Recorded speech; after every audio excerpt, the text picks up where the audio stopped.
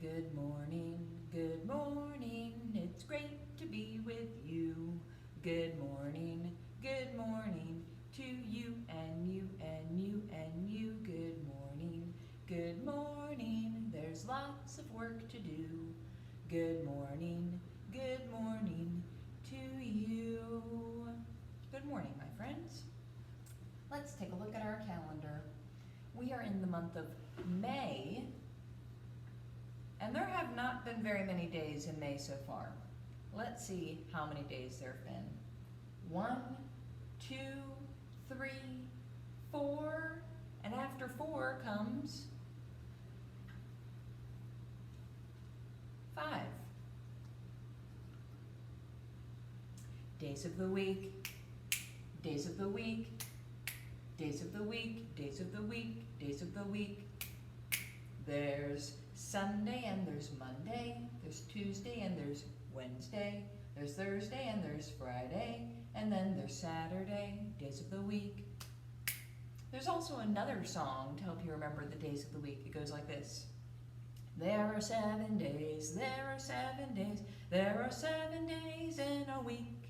Sunday, Monday, Tuesday, Wednesday, Thursday, Friday, Saturday.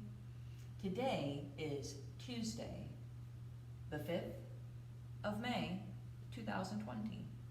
And today the weather is looking a bit cloudy, a little sunny, cloudy. So I put this little friend up here. Can you see that? It's got some clouds. And we are still in the season of spring. Did you know that in the next couple of days there's going to be a full moon? That's when the moon looks big and round in the sky. And in the month of May, actually every month, there's a special name for the full moon of that month. And for the month of May, it is called the flower moon. Why do you think it's called the flower moon? Maybe because there's flowers blooming right now in May, in the spring. So let's get up and move our bodies a little bit. All right, can you see me? Yes. Let's start with doing some arm circles. Something nice and slow, easy to get our bodies awake and moving. Get bigger and bigger, and see if you can tilt your head to one side while you move your arms in circles. Now let's tilt your head to the other side and do arm circles with this arm. Do you think we could do arm circles with both arms at the same time? Now, let's try doing some crisscrosses. Remember, that's when you go like this. Crisscross across your body. Let's do 10. 1, 2, 3, 4, 5, 6, 7, 8, 9, 10. Let's start on the other side. This elbow, this knee. We'll do 10 again. 1, 2, 3, 4, 5, 6, 7, 8, 9, 10. Oh, I can feel my heart is starting to beat a little bit faster. That must mean I've been moving my body a lot. Let's do 10 squats too. Arms out in front of you. 1, 2, 3, 4, 5, 6, 7, 8, 9, 10. Whew. Now I can really feel my heart is beating fast. I've been moving my body, getting it awake, getting the blood flowing to all of the different parts of my body, and especially to my brain. So it is helpful to learn today. Now, I thought we'd try moving our bodies in a way that bugs do. Now, let's think of some bugs. What are some different bugs we know? How about a lightning bug? What does a lightning bug do? Flashes. Can you do like this with your hands and flash like a lightning bug? Now let's think of another bug. How about a grasshopper? What do grasshoppers do? they hop. Let's see if we can hop 3 times, 2, 3 times like a grasshopper. Let's see, what else? What other creatures move around? How about a beetle? Maybe a beetle might crawl. So let's get down on our hands and knees and crawl like a beetle. What about ladybugs? What do ladybugs do? They fly and maybe they dance around. Those are all different types of things that different bugs might do outside. Now, while we're talking about bugs, why don't we talk about our poem of Hurt No Living Thing? And today I brought pictures to share with you. So, Hurt No Living Thing by Christina Rossetti. Hurt no living thing. Ladybug, nor butterfly,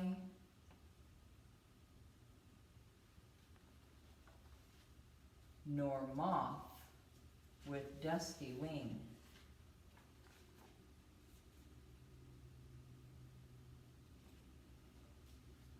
nor cricket chirping cheerily,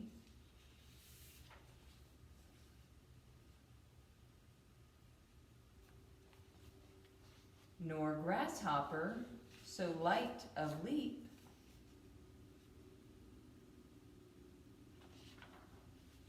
nor dancing gnat,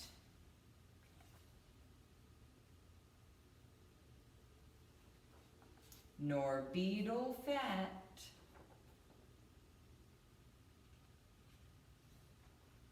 nor harmless worms that creep. Hurt no living thing. It's so important that we know that, so that we can teach our friends that too. It's not okay to squish bugs. It's not okay to hurt any living thing, no matter how small it may be. Now, today I have a book called Are You a Bee? By Judy Allen and Tudor Humphreys. Are you a bee? Are you a bee? No, you're a person. Are you a bee? Perhaps you are a honeybee. If so, your mother is a queen. She looks like this and she lays eggs. Your life began inside one of her eggs. When you hatch, you are not a pretty sight. You are a larva.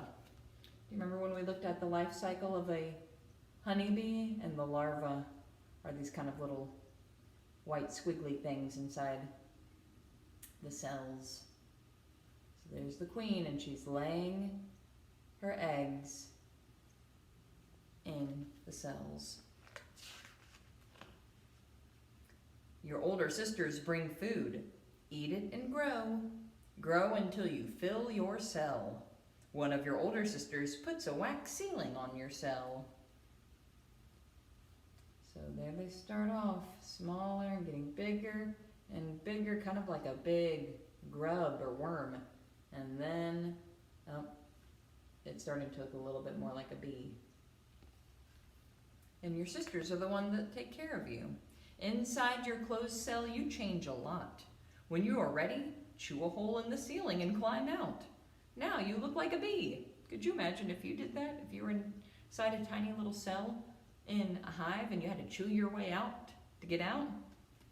You have a hairy body with stripes, 6 legs and 4 wings. You have 2 feelers on your head. You have a stinger. You are not alone. You have a few hundred brothers and thousands of sisters. Oh, you can see that those little bees are coming out of their wax cells.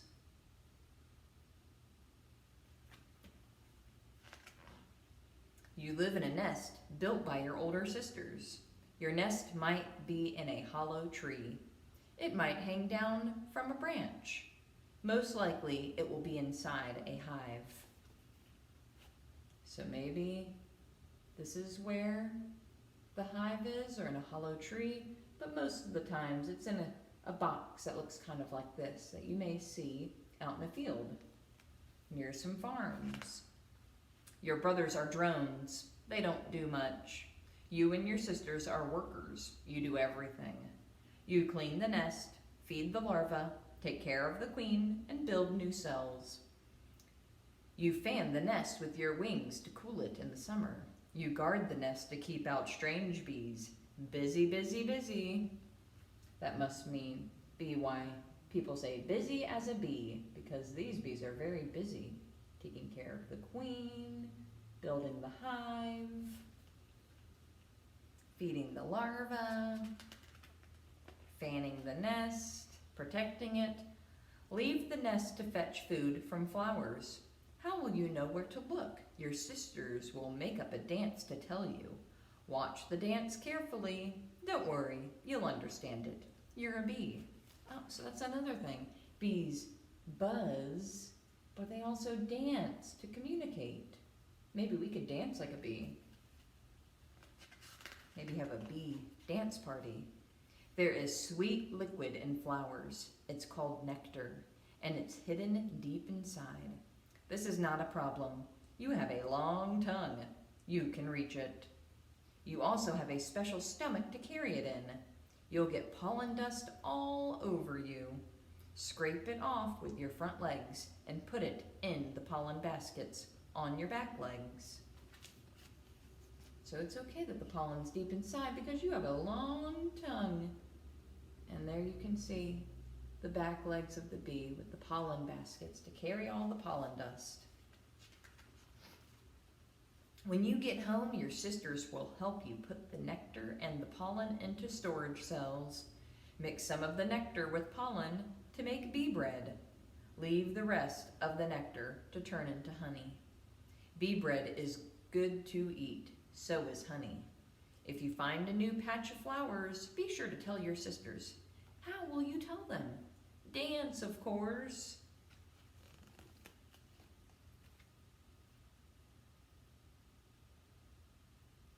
So if a bee finds new flowers, they dance and tell their sisters.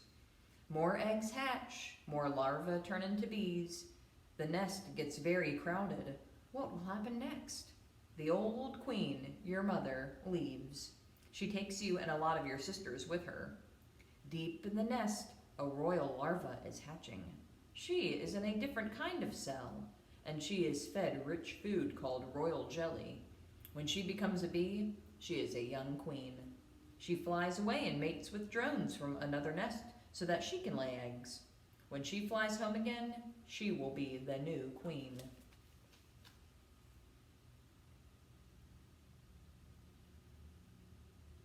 You can see the bees are leaving the nest.